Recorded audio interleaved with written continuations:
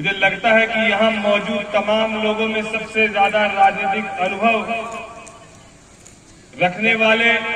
निरंतर 4 वार से 5 वार से निरंतर जिनको आप लोगों ने अपना विधायक बनाकर मजबूती के साथ इस क्षेत्र के हमारे अभिभावक आदरणीय पन्ना लाल सिंह पटेल जी, यहाँ मौजूद सम्मानित हमारे विधायक मेटानी के विधायक राजकुमार सिंह जी, यहाँ मौजूद हमारी बड़ी बहन खगड़िया की पूर्व विधायक चंद्रमुखी देवी जी, यहाँ मौजूद लोक जनशक्ति पार्टी रामविलास के हमारे जिला अध्यक्ष शिवराज यादव जी, यहाँ मौजूद भारतीय जनता पार्टी के पूर्व जिला अध्यक्ष सुनील कुमार सिंह जी, यहाँ मौजूद जदयू के प्रदेश उपाध्यक्ष नूतन कुमार सिंह पटेल जी, यहाँ मौजूद जिला उपाध्यक्ष जदयू राजेश कुमार सिंह जी, यहाँ मौजूद जिला अध्यक्ष किसान प्रकोष्ठ के हमारे बड़े भाई प्रकाश सिंह कुशवाहा जी, यहाँ मौजूद जदयू के प्रखंड के अध्यक्ष भाई संजय सिंह कुशवाहा जी, यहाँ मौजूद जदयू के प्रखंड के अध्यक्ष राजनीति प्रसाद सिंह जी, यहाँ मौजूद प्रखंड के अध्यक्ष जदयू के अशोक राय जी, यहाँ मौजूद जिला अध्यक्ष अति पिछड़ा प्रकोष्ठ के अध्यक्ष भाई प्रवीण सिंह जी, यहाँ मौजूद प्रवीण चौरसिया जी, यहाँ मौजूद जदयू के नेता वैद्यनाथ सिंह जी, भाजपा के हमारे नेता अनिल सोनी जी, यहाँ मौजूद भाजपा के पिछड़ा प्रकोष्ठ के रंजन राय जी, यहाँ मौजूद प्रखंड अध्यक्ष मनमोहन पासवान जी, यहाँ मौजूद भाजपा नेत्री वंदना देवी जी, यहाँ मौजूद भाजपा प्रदेश के हमारे सुमित राणा जी, जदयू नेत्री चंदन कुमारी जी, यहाँ मौजूद गोपाल सिंह जी, सुनील शाह जी सहित मंच पर मंचासीन सभी सम्मानित हमारे अभिभावकगण, इस कार्यक्रम को सफल बनाने के लिए अहम भूमिका सुनिश्चित करने वाले, पंचायत से आए हुए, बूथ से आए हुए, प्रखंड से आए हुए और स्थानीय सभी अभिभावकों को, युवा साथियों को मैं प्रणाम करके आप सभी लोगों का अभिनंदन करता हूं।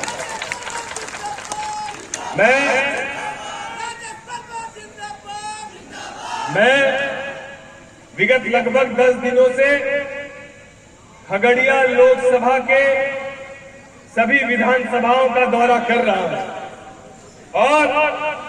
विधानसभा के दौरे के दौरान जहां एक तरफ आम आवाम का, आप सभी लोगों का भरपूर स्नेह, प्यार और आशीर्वाद मिल रहा है, वहीं दूसरी तरफ कुछ लोगों के द्वारा कुछ चर्चाएं भी चलाई जा रही हैं और यदि चर्चा नहीं होगा तो फिर पर्चा नहीं भराएगा, तो चर्चा होना जरूरी भी है। मैं इस बात को लेकर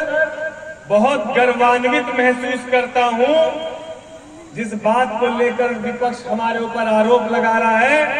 कि हीरा का बड़ा व्यापारी है, सोना का बड़ा व्यापारी है। विपक्ष इस बात को बोल रहा है कि व्यापारी है, यह आरोप कहां से हुआ मुझे समझ नहीं आ रहा। मेरे लिए गर्व की बात है,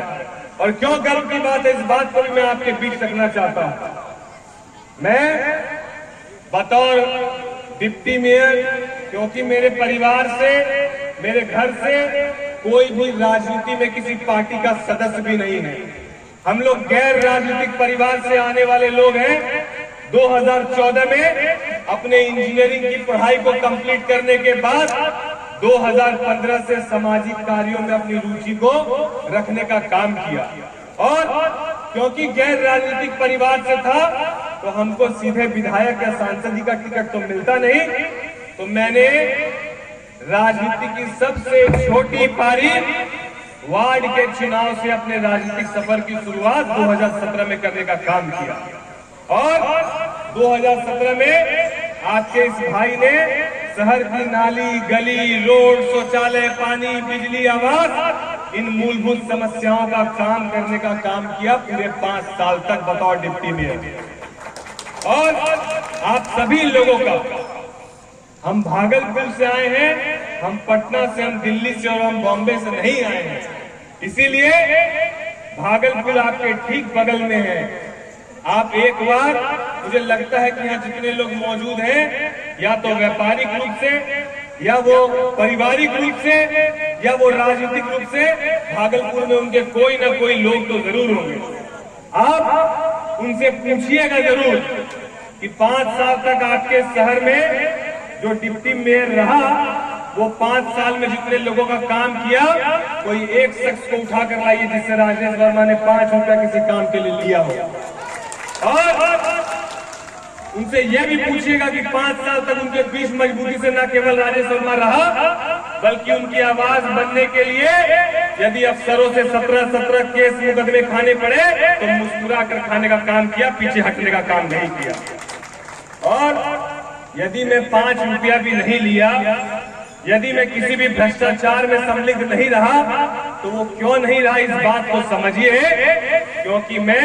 व्यापारी परिवार से आता हूं। जिस चीज के लिए वो आरोप लगा रहे उस चीज पर मैं गर्व करता हूं। यदि मेरा पेट भरा हुआ रहेगा तो मैं आपके खाने को छीनने का काम नहीं करूंगा। तो राजनीतिक में आने के पीछे यदि व्यापारिक रूप से मैं मजबूत हूं तो इसमें कोई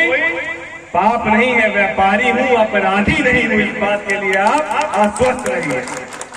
दूसरी बात, जब क्षेत्र में लोगों के बीच हम जाते हैं, लोग अपनी समस्याओं को बताते हैं, लोगों के अंदर एक ये पीड़ा जरूर है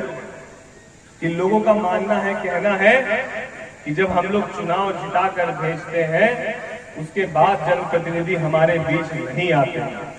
मैं बहुत जगह गया तो लोगों ने इस बात को कहा। मैं अपने स्थानीय अभिभावकों से, नौजवान साथियों से ये कहना चाहता हूं, जो लोग नहीं आते हैं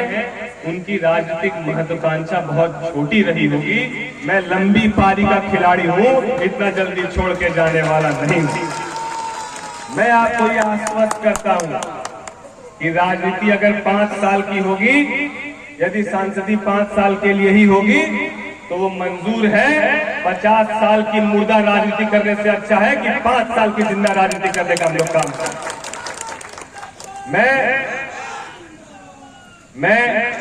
मेरे लिए ये सौभाग्य है, मेरे लिए ये मेरे परिवार, मेरे इष्ट मित्र के द्वारा कुछ ना कुछ पुण्य किया गया होगा। कोई ना कोई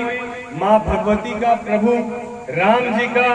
श्री कृष्ण जी का कहीं ना कहीं आशीर्वाद रहा होगा, तभी मुझे जाकर इस कम उम्र में लोकसभा चुनाव लड़ने का शुभ अवसर प्राप्त हुआ। इस बात को कहने में गुरेज नहीं है कि राजेश वर्मा यदि लोकसभा सीट से चुनाव लड़कर जीत कर जाता है तो इसमें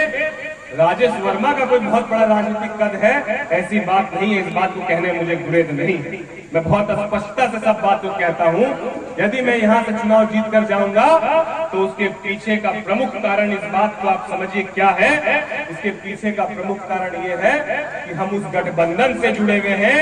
जिस गठबंधन ने अपनी बातों को न केवल स्पष्टता से रखने का काम किया है, बल्कि सारे विजन स्पष्ट हैं। जब आप छोटा व्यापार करते हैं तो आप कम सोचते हैं। जब आपका व्यापार बड़ा होगा, जब आप उद्योग लगाने की बात करेंगे, जब आप ये देखेंगे कि यहाँ पर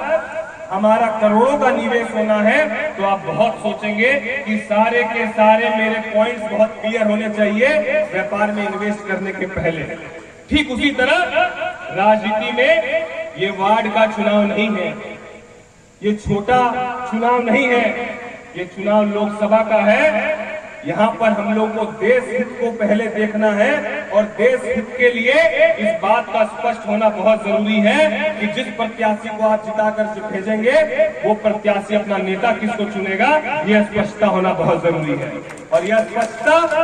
एनडीए के हर एक नेता के पास है, एनडीए के हर एक प्रत्याशी के पास है। हमको मालूम है कि हम जीत कर जाएंगे तो देश के प्रधानमंत्री यशस्वी नरेंद्र मोदी जी होंगे। क्या महागठबंधन के नेता बता सकते हैं कि यदि वो जीत कर जाएंगे तो उनके प्रधानमंत्री कौन होंगे? क्या बता सकते हैं कि वो जीत कर जाएंगे तो उनके पास रीजन क्या है? क्या वो बता सकते हैं कि 70 साल तक आपको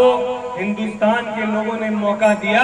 क्यों 70 साल तक आप एक वोट की तरह राम मंदिर के मुद्दे को लटका कर रखे?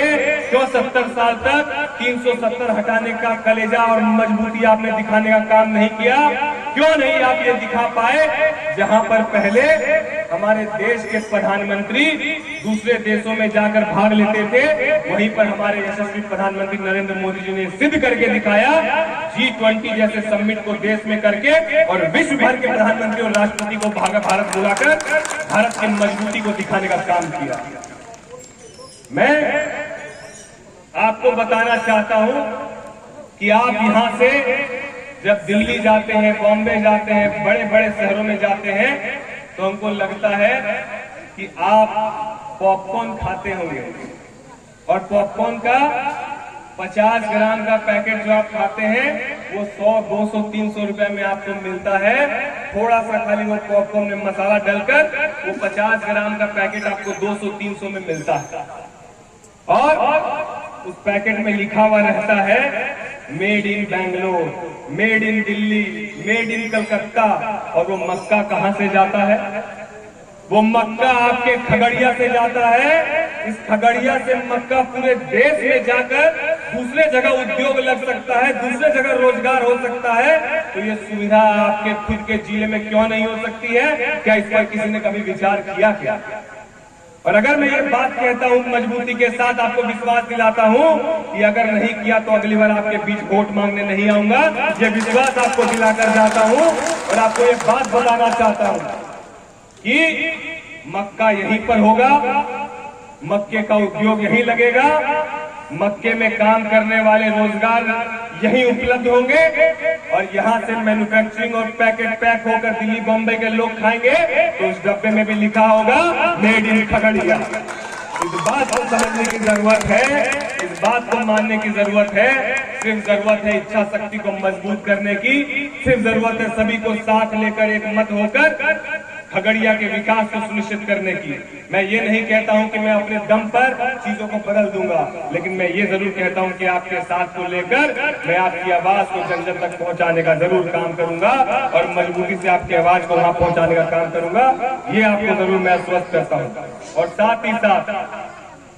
मैं अपने यहाँ पर मौजूद किसान भाई जो हमारे यहाँ मौजूद हैं, उनकी एक बहुत महत्वपूर्ण समस्या जिससे वो सभी लोग लगभग 2016 से वो सभी लोग परेशान हैं, वो है गैर मजरूआ खास और जमीन का जो मसला है, जिस मसले के कारण 2016 के बाद से अभी तक उनकी न रसीद कटी है